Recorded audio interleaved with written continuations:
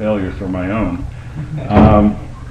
I will add one thing to David's suggestion about improving yield on TBNA. I married my pathologist, and the yield got better. So if you have that opportunity, it's, you know, and what I've said more than once at many meetings, you know, they come to screen for adequacy when you do rapid on-site evaluation. And I met my wife that way. She came to screen for adequacy, and I was adequate.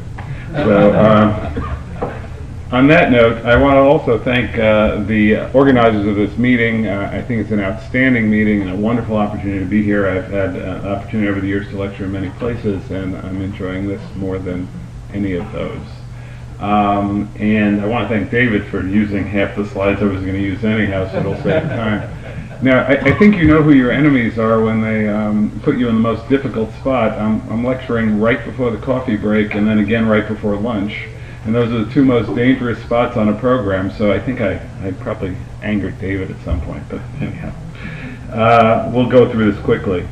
So for disclosures, I've done research over the years for Boston Scientific and asthmatics for thermoplasty and for valves, aspiration, or Olympus.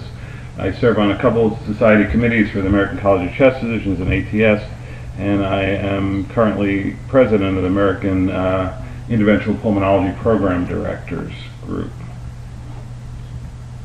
So EBUS, should you use it at all or in your practice? There are all sorts of issues. You know, some overlap to the Israeli environment from the U.S., some don't. But it's a credentialing issue. So are you well enough trained? Is it worth the cost? It's expensive and poorly reimbursed, as was mentioned earlier. There's a lot of local politics. Every place has politics. Every hospital, every country, every city, every individual hospital, every individual department. And I'm guessing whatever politics I go through, I could double or triple it here. But you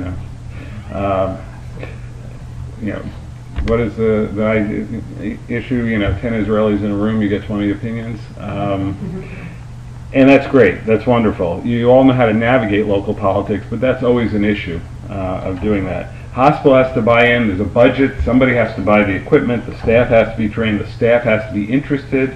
And do you have the time to do it? You shouldn't take on a procedure that's going to be an afterthought. Now, there are barriers to entry or drivers to entry. There are clearly patient needs. I would argue that EBUS TBNA is the single most transformative pulmonary procedure developed in the last 30 years. I think it's beyond basic TBNA, but we can argue that. But I think it in terms of diagnosis and staging, I probably send 1 out of 100 patients for mediastinoscopy, where many would have gone before. Reimbursement and cost is definitely a potential barrier. Pulmonologists are often slow to adopt the procedure, either to do it themselves or to refer, because they say, you know, we've done it for years the other way, what do we need it for? Pulmonologists tend to intellectualize their way out of procedures. That's the way I was trained, and I think we have to embrace technology where it's appropriate. The nice thing about the slow adoption by pulmonologists is we don't always jump on the bandwagon of things that don't prove to be effective. So it's good to be cautious, but thoracic surgeons, some are grabbing TBNA or EBUS TBNA because they don't want to be boxed out like they were by the interventional cardiologist. I think that's chasing diminishing returns, but as long as someone's well trained, many thoracic surgeons will do EBUS, however, in the operating room setting, which is a more expensive place to do it. Other practitioners, politics, entrenched patterns, etc. So at all, should you do it? Of course. I wouldn't be here, and I could end my talk right here. EBUS, yes, do it. Okay, thank you. Go get coffee. So staging is crucial. I'll go through this quickly. I always do, I have like a little thing I do with my patients. I say it's the 3 W's. My 3 fingers look like a W, and you have to know what is it, where is it, and what do you do about it. If you don't know what it is or where it is, you don't know what to do about it. So that's the variation on everything stage 1. And my patients think I'm silly when I do this, but it gets the point across. And it's not the World Wide Web, it's what, where, and when. Okay.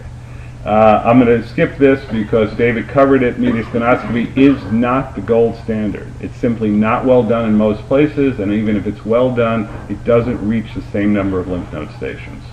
And so this was the article David had quoted. And this is a slide about, I think I got this from you by way of Praveen Mathur. You'll see interventional pulmonology is a very incestuous field. We often have shared slides for so many years, we don't always remember who originated the slide.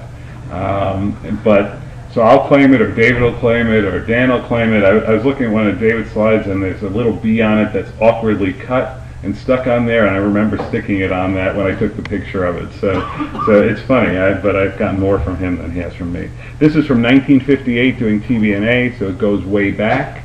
And even the comment in Surgery, Gynecology, and Obstetrics then was that it was an outstanding option. Was it readily adopted? Absolutely not.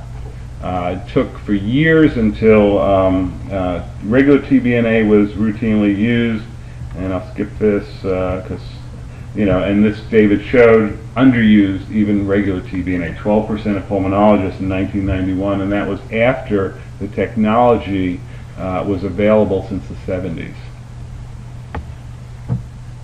But EBUS will let you reach many lymph node stations. Let's see what we got here. So you have all along the paratracheal chain, the subcarinal, and the hilar locations.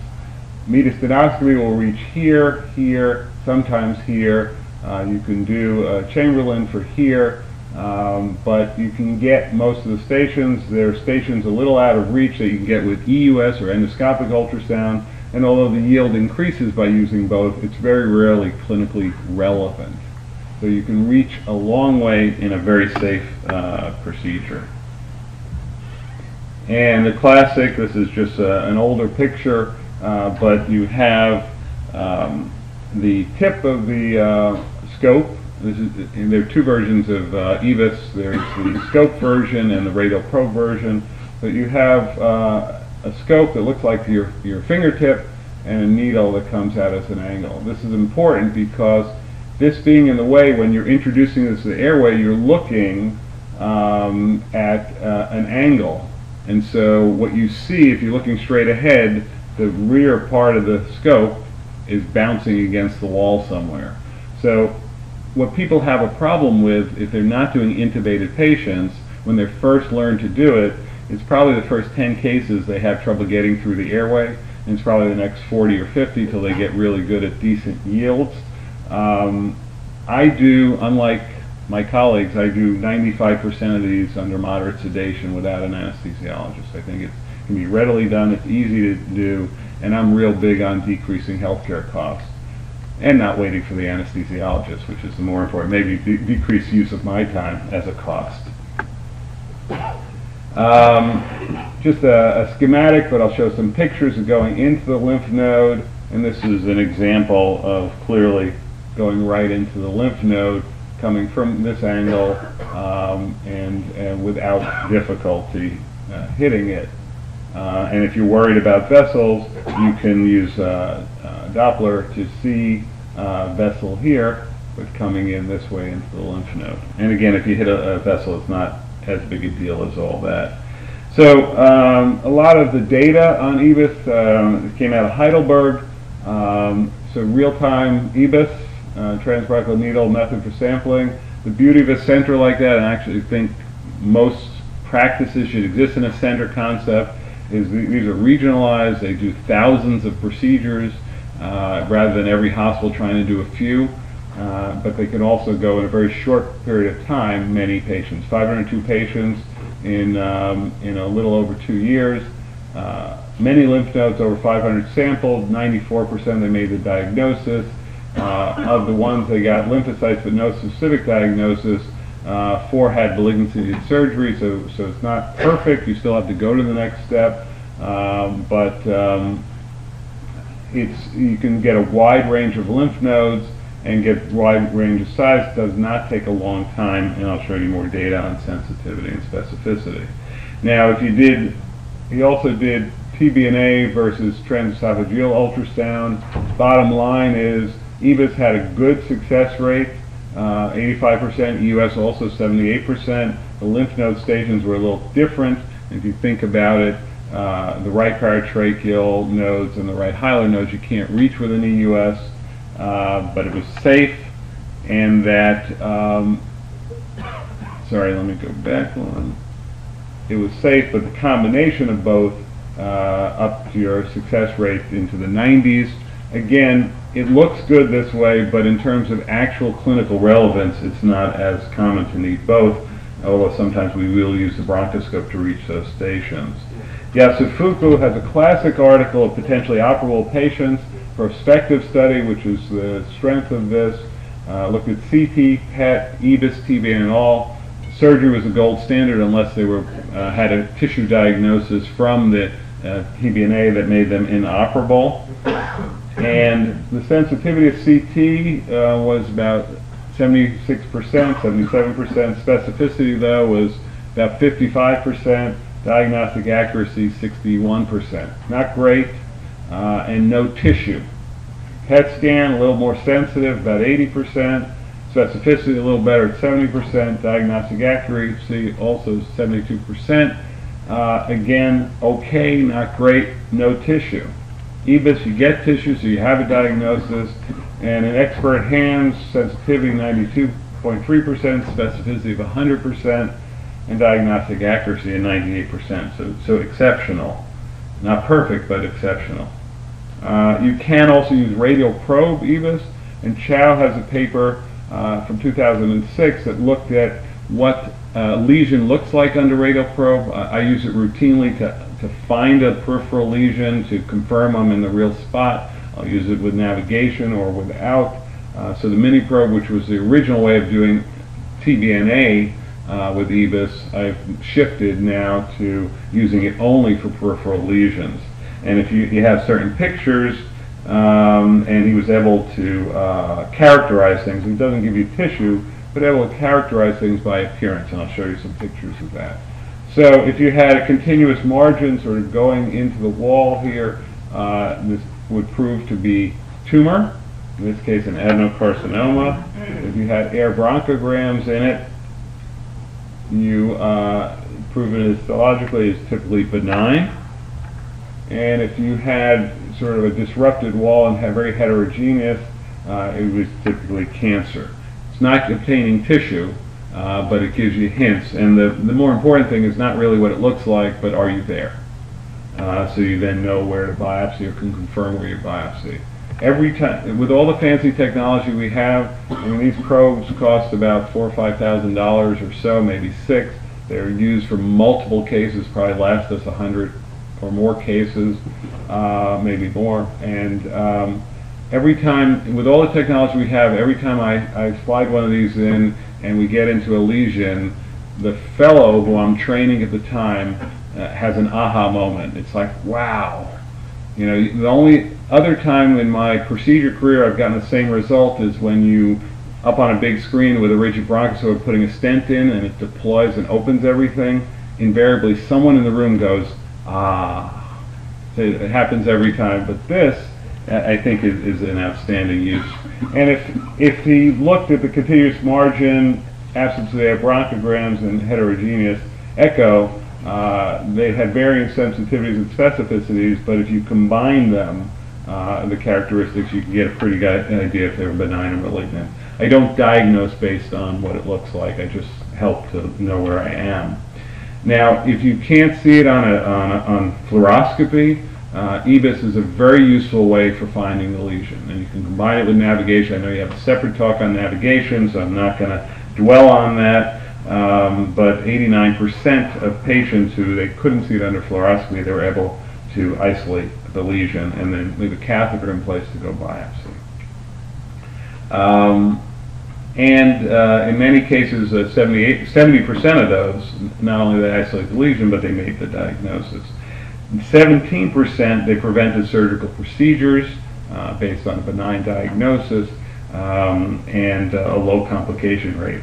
You know, over the years, every time I've seen a new technology introduced, there's always some number in the mid-teens as to how it's impacted practice. So navigation, if you did the early analysis, it was something like 17% changing practice. This 17%, it's always somewhere in the teens. And maybe it's just having us concentrate on a better diagnostic yield.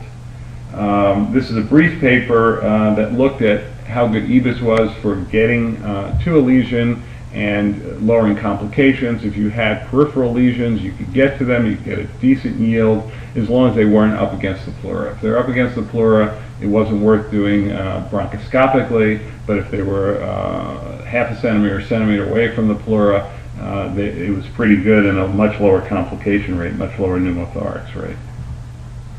And so you decide based on location. And in the emphysema group, a lot of times we don't do transthoracic needles, but we will do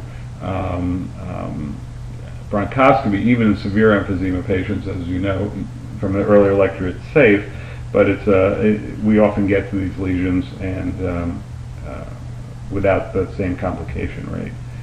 Now, the bottom line here is much like with navigation. If you have a bronchus leading to a lesion, if it's decent size, if it's middle lobe or lingula, and solid lesions, you have a pretty good yield, although you can use it for many other locations. And this, I think David showed this as well, or maybe didn't. Nope, not this one. So this is from JAMA in 2010, European study, a little more than 2 years, 241 resectable lung cancer patients needing staging, CT and PET, sampling N2 and N3 nodes. They did surgical staging versus endosonography, that could be EBUS or EUS or both, followed by surgical staging if endoscopy is negative. No spread led to resection with lymph node dissection. 118 had surgical staging, 123 had endosonography, so about half of them though went on to need to have surgical staging. 41 had nodal mets by surgical staging. 56 had nodal mets by endosonography, 62 by endo followed by surgery, so some needed to go on to surgery to be staged. But unnecessary thoracotomy rate in this case was 18% in the ones that had the surgical staging only, and 7% in the ones that had the endoscopic EUS endosonography staging. So it's a lower risk procedure, not requiring general anesthesia, and may alter your need for surgery, both for and against. This came out in Chest Physician. It's also neat that it has Dr. Raouf when he was announced as president. But basically, endosonography, and it quotes the same data as a prior paper, but effective, cheaper, patient quality of life scores higher. Makes a lot of sense. Simple outpatient procedure, well tolerated. It's important, however, and I'll give a little plug for the American College of Chest Physicians, to follow your data and to see if in fact you have decent outcomes and to benchmark your work against others. And so the American College of Chest Physicians has established the acquired database. They're piloting it on bronchoscopy and interventional pulmonology, and we do track our data with them. One of the earliest studies out of this showed that when you did EBUS, TBNA, 205 samples, average number of lymph nodes biopsied, and this was at the time there were about 10 centers involved. Lymph nodes sampled, about 2. Specific diagnosis, about half. But if you adequate tissue without a specific diagnosis, about 40%. You combine that, meaning you either got a diagnosis or you knew you were in the lymph nodes, so you had adequate specimen, 93%. So you get decent samples and decent confirmed access to the nodes. By univariate analysis, it was obvious that they got better yields the larger the lesion. Anesthesia worked better than not, although this didn't necessarily prove out. Fellow involvement, it was interesting, at least by univariate analysis, was better yield than having a fellow in the room. Maybe you spent more time, maybe you concentrated more, I don't know, but the bottom line. If I can make a point on the prior slide. So even though diagnosis was associated with lymph node size. Adequacy was not. Being Right. that with EBUS, you were still able to get into very small lymph nodes and get adequacy. Absolutely, and it's not uncommon for us to sample a 5 mm lymph node. I mean, we don't do it every time. I mean, it's nice when you have a nice 4 cm lymph node, fills the screen, you know you're in it. Although the most frustrating thing is when you have that and you know you're right in the middle of it and you have it screened and it's negative, nothing there. So it does happen too.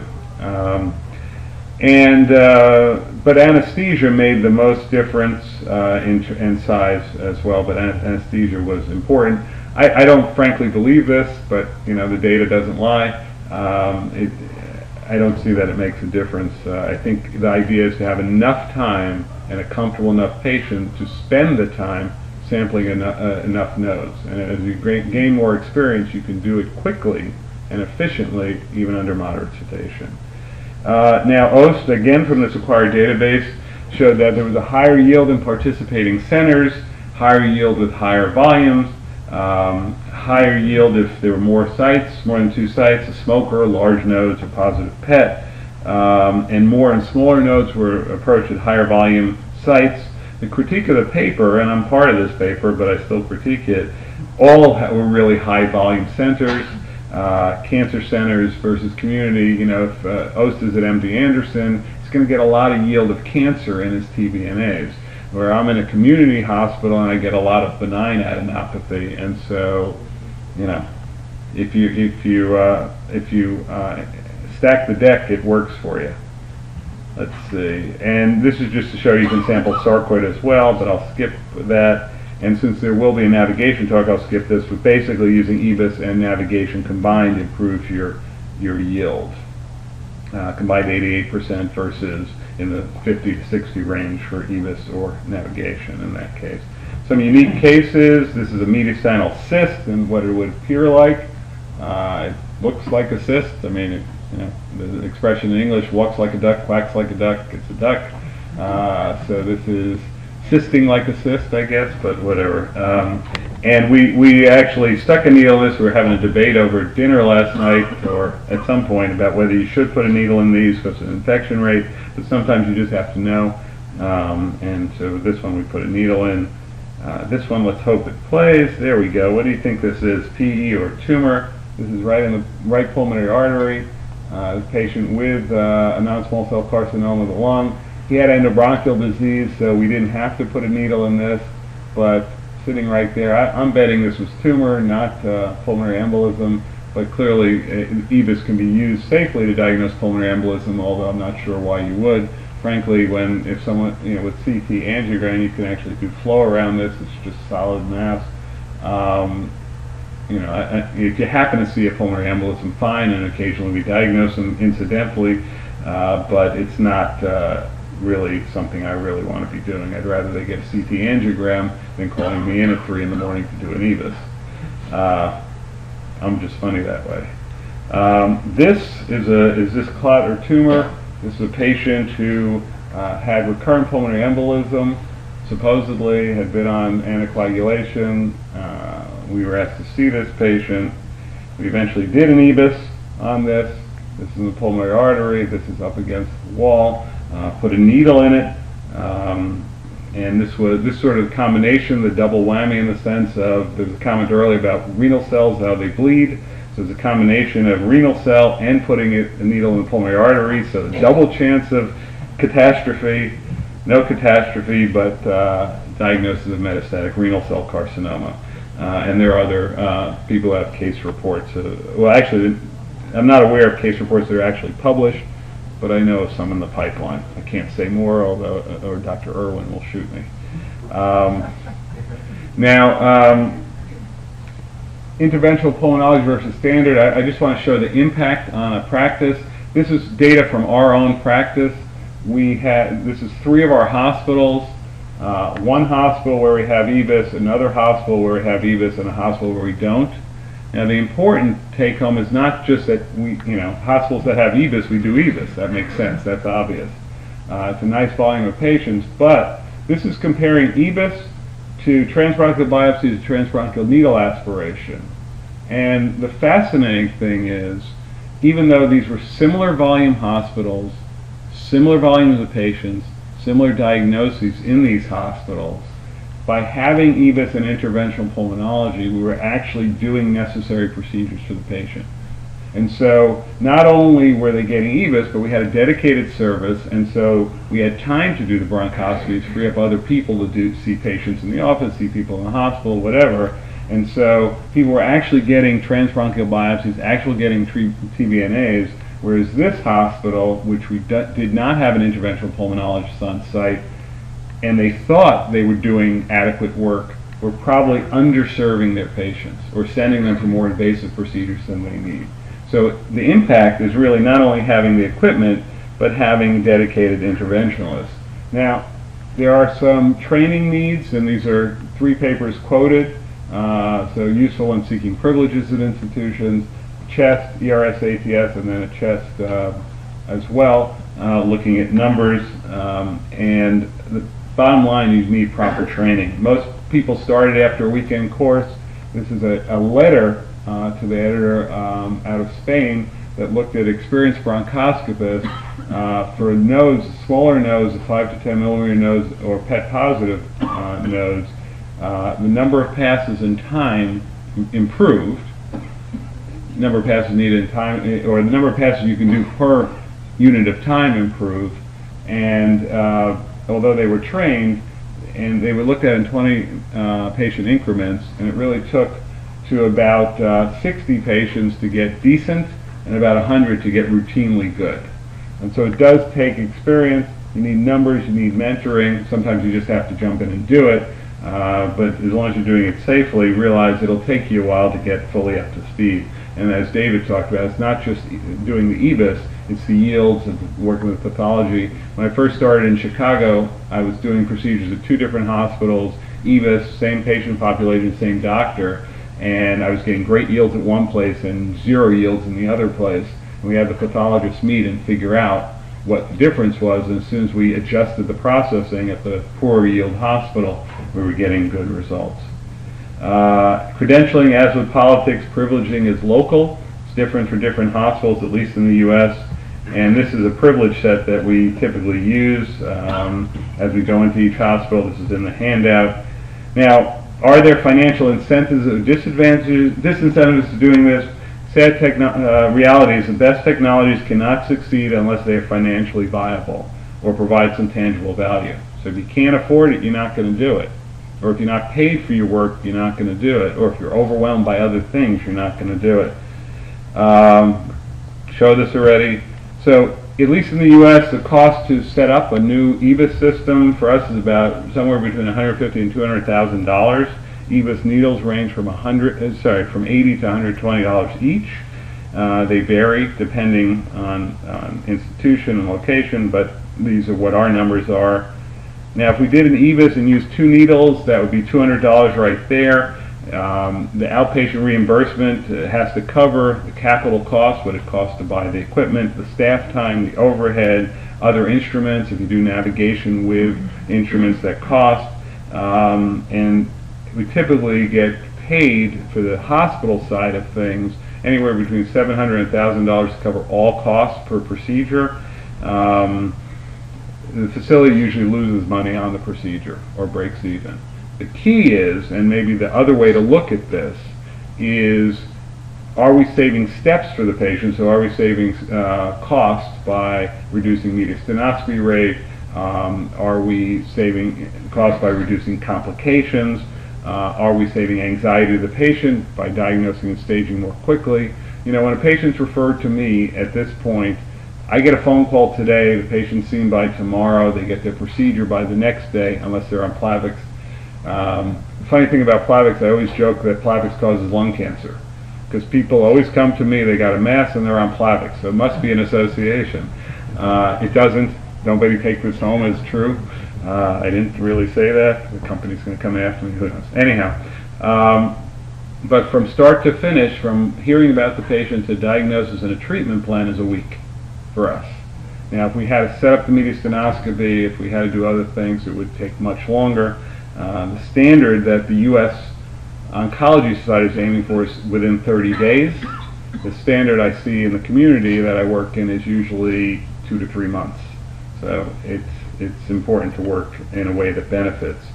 Pasti's recent paper looked at downstream revenue, which is the money spin-off made to the institution. That may or may not apply the same way here. The idea being if you did EBUS, even if you lost money doing EBUS, the institution made money by doing scans, pathology, surgeries, etc., and you could make per EBUS patient, new patient, almost $20,000. Now, I think the future, which applies here and in the States, is not to look at how much you can make by doing these, but how much cost you're saving by doing these.